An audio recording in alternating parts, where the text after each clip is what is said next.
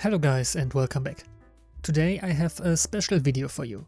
I received a bunch of 3D printed figures from Focus Miniatures to review and try out. In the first part of the video I will be painting the uniform of this German crewman, and later we will take a look at all the other figures I got. Let's take a closer look at this figure here.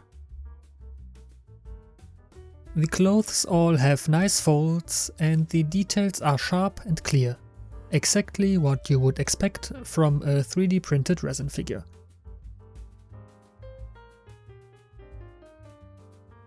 The head is printed separate for convenience. It's very well detailed and looks a lot better than most plastic heads I have seen so far. And in this case the second hand is attached to the shell. One quick thing to note though, this is not an 88mm KWK43 shell, because this is a real 88mm shell, and you can see quite the size difference. The one from this figure should be a 75mm KWK42 shell. The figure is still attached to the support structure from the printing process. You can either carefully break off the supports or remove them with side cutters.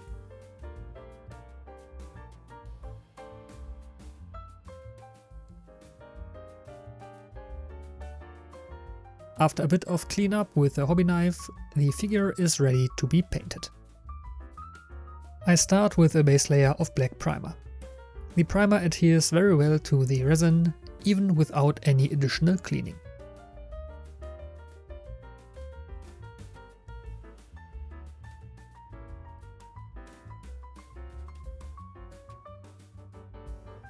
Once the black has dried, I am adding a zenithal highlight using white.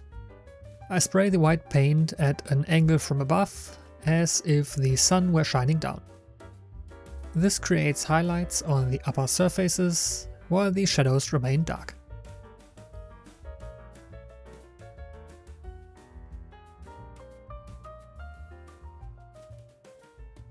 For the uniform, I want to try out the new AK QuickGen colors. I mix a few drops of field grey with acrylic thinner and ultra matte varnish.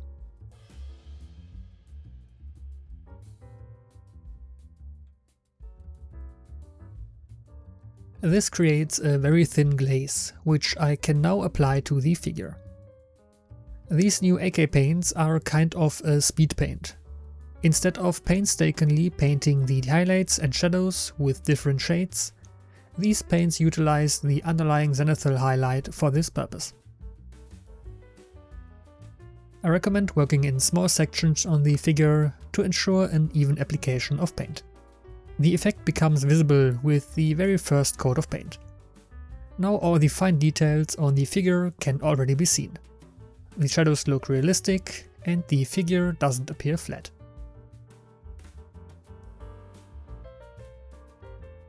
And this is what our figure looks like now after the first coat has dried.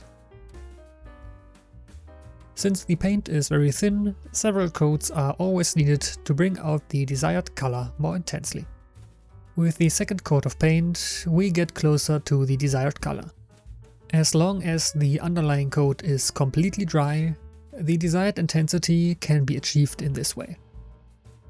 The color flows all by itself into all the deeper details, thus emphasizing the shadows even more. Anyone who doesn't want to spend a lot of time on their figures could theoretically stop here and have a nice uniform in a short amount of time. I want the trousers to stand out a bit more from the top. Therefore I'm mixing a drop of German grey into my existing mixture to darken it.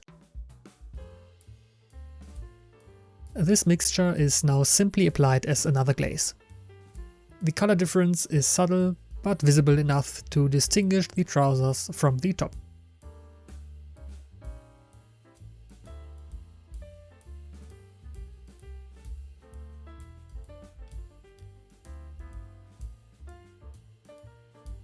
I'm now painting a few details like the shoes, the belt and the badges with acrylic paints and acrylic markers.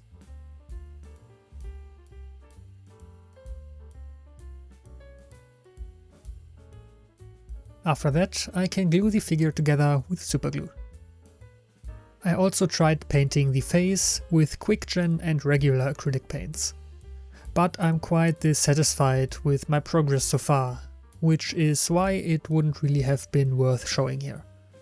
The focus should be on the 3D printed figure anyway, and not my less than ideal painting skills. And I have to say, this is a really great figure. The pose looks natural, the details are wonderfully sharp, and there really is nothing to criticize.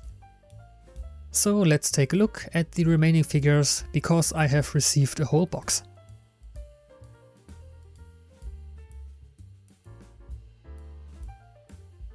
Here we have two sets of German soldiers in winter gear. Both have calm, relaxed poses and can certainly be used well together. And then something rather unusual. Soldiers with umbrellas. As expected, the two soldiers look very detailed and the umbrellas are surprisingly thin thanks to 3D printing. Definitely a set for a rather unusual but interesting diorama. There is also a Russian version. The hood and raincoat in particular look fantastic. Then we have more German tank crews.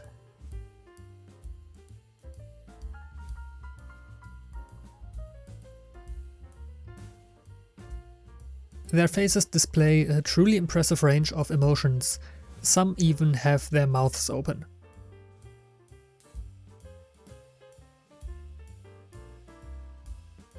This soldier here even has a little kitten in his arms.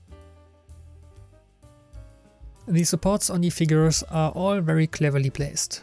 Almost no details are obscured, and with precise work, no traces of them should be visible later. And finally, we have another German tank crew, again in very interesting poses. Achtung Jabo means attention fighter bomber, and the set includes three figures looking fearfully at an approaching aircraft. Another interesting setting, beautifully rendered by the figures. My final verdict on Focus Miniatures is highly recommended. I will include the relevant links in the description if you are interested in any of these sets. Feel free to let me know in the comments what kind of dioramas and scenes you would envision using these figures. I'm always open to ideas. Also, if you'd like a more detailed tutorial on the QuickGen paints, let me know. Thanks again Focus Miniatures for the figures.